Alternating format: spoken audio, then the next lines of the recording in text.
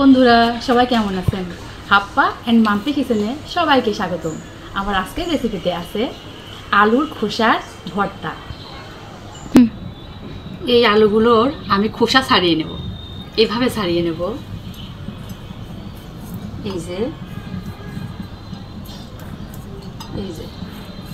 বন্ধুরা, আমরা সবাই জানি আলুর ভিটামিন থাকে আলুর খোসার নিচে, আলুর যে পাতলা চোষা তার নিচে। আমাদের এই রেসিপিটা অনেক পুষ্টিকর একটা খাবার, যা এই আলুর চোষার নিচের যে পাতলা পর্দা, সেই পর্দার নিচে পুষ্টিগুলো থেকে যায়। আমরা এভাবে প্রত্যেকটা আলুর খোসা ছাড়িয়ে নিই। এভাবে আমার আলুগুলো কাটা শেষ হলো। এই আলুগুলো দিয়ে আমি অন্য কোনো একটা রেসিপি করব, আর এই আলু চোষাগুলো দিয়ে আমি আরেকটা রেসিপি করব। দেখুন, এগুলোকে আপনার ফেলনা হিসেবে কেউই ফেলবেন না, অনেক পুষ্টিকর একটা খাবার। সবাই বাড়িতে ট্রাই করবেন। এই আলুর যে পুষ্টি, সেই পুষ্টিটা আলুর ঠিক এই অংশে থাকে, যেটাকে আমি ফেলে দিলাম না। আলুর এই খোসাগুলো আমি অতি সুন্দর করে পরিষ্কার করে ধুয়ে নেব। একটু তেল দিয়ে আমি আলুর খোসাগুলো ভেজে নেব। তেল বেশি হলে আমার বাটা অনেক কষ্টকর হয়ে যাবে, এজন্য আমি একটু তেল দিয়ে খোসাগুলো ভেজে নেব। কষ্ট হলে আলুর এই খোসাগুলো আমি ছেড়ে দেব।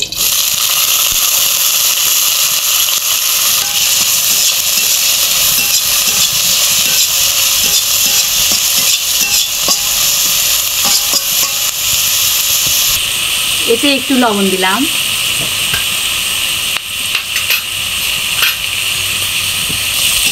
ভাজাটা হয়ে আসলে আমি এতে একটু হলুদের গুঁড়ো দেবো। সেটা দেবো হলুদ ভাজাটা হওয়ার পর। ভাজাটা হয়ে আসলে আমি এতে একটু হলুদ দেব।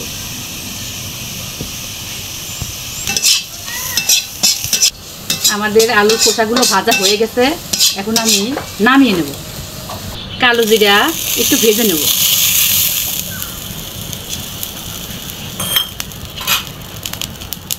করবে তখন আমি নামিয়ে নেব। বেশি ভাজলে তিতা হবে। পরিমাণ মতো তেল দিয়ে আমি আমার রেসিপিটি করার জন্য যে মশলাগুলো আমার লাগবে সেগুলো আমি ভেজে নেব। যেমন এখানে আমি কাঁচামরিচ নিয়েছি।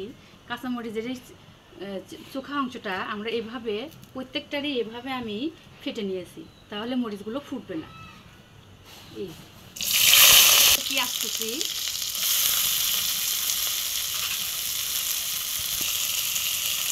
রসুন দিয়ে নাড়ব।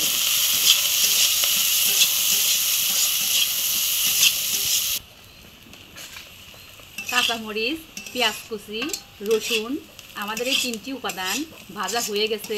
এখন আমি নামিয়ে রাখব। যা যা আমি ভেজে নিলাম সবগুলোই এখন আমি একত্রে করে বেটে নেব।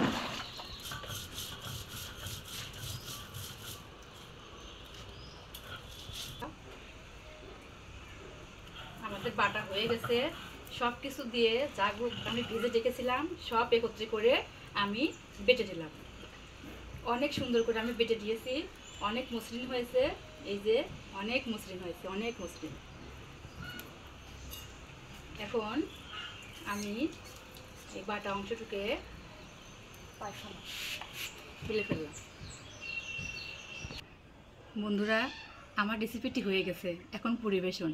রেসিপিটি ভালো লাগলে অবশ্যই লাইক করবেন, কমেন্ট করবেন, শেয়ার করবেন, আর নতুন নতুন রেসিপি পাওয়ার জন্য আমার চ্যানেলটি সাবস্ক্রাইব করবেন। আমার চ্যানেলের সাথে থাকার জন্য আপনাদের সবাইকে ধন্যবাদ।